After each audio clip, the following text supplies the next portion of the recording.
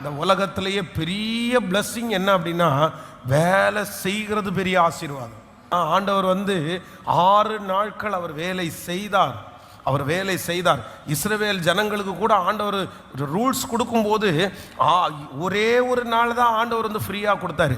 ஏன் ஆண்டவர் 6 நாள் ரெஸ்ட் கொடுத்துட்டு ஒரே ஒரு நாள் மட்டும் வேலை செய்ய சொன்னா அவரால் போஷிக்க முடியாதா?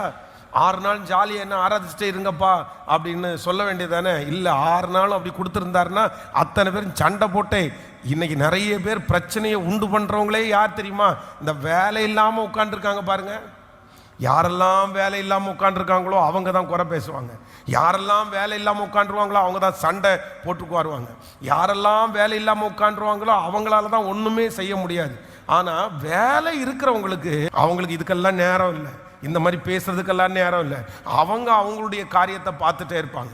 அப்போ வேலை அப்படின்றது கர்த்தர் நமக்கு கொடுத்துருக்கிற பெரிய ஆசீர்வாதம். நீங்கள் ஒவ்வொருத்தரும் என்ன ஜெபிக்கணும்னா, சாகிற வரைக்கும் நான் நல்லா உழைக்கக்கூடிய பலனை எனக்கு தாங்கப்பான்னு கேளுங்க. நீங்கள் சும்மா இருக்கணுன்றத கேட்காதீங்க. என்னை கொஞ்சம் ஃப்ரீயாக்குங்க ஆண்டவரே, எனக்கு கொஞ்சம் கால் வலிக்குது ஆண்டவரே, என்னை உட்கார வைங்க ஆண்டவரே அப்படின்னு சொல்லாதீங்க.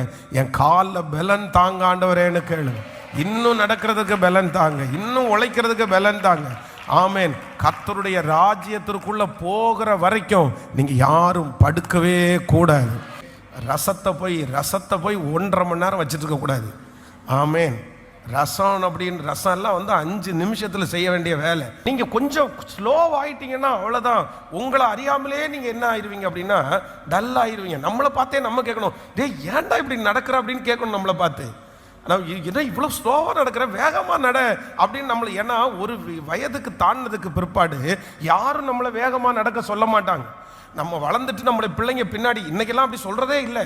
ஏன்னா இன்னைக்கு எல்லாருமே வண்டி வாகனத்தில் போகிறதுனால நம்ம யாருமே வேகமாக நட, சீக்கிரமாக நடன்னு சொல்கிறதில்ல. ஆனால் என் லைஃப்பில் நான் நிறைய என் ஊரில் இருக்கும்போது கேள்விப்பட்ட வார்த்தை என்னன்னா, சீக்கிரமாக வா, வேகமாக நட, ஓடி வா அப்படின்றதெல்லாம் கேட்டிருக்கோம். இன்னைக்கு அப்படியெல்லாம் வாய்ப்பே கிடையாது.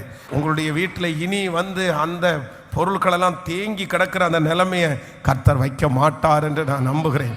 சீக்கிரமாக சமையல் பண்ணி முடிச்சிருவீங்க, சீக்கிரமாக அந்த வேலையை செஞ்சு முடிச்சிருவீங்க. அப்படிப்பட்ட ஒரு வேகத்தை கர்த்தர் உங்கள் மேலே கர்த்தர் தருவார். நிறைய பேர் பிரமிப்பாங்க, இவ்வளோ சீக்கிரமாக பண்ணுறீங்களே, இவ்வளோ வேகமாக பண்ணுறீங்கன்ற அளவிற்கு கர்த்தர் உங்களுடைய சரீரத்தை கர்த்தர் உற்சாகப்படுத்துவாராக, உங்களை கர்த்தர் பலப்படுத்துவாராக.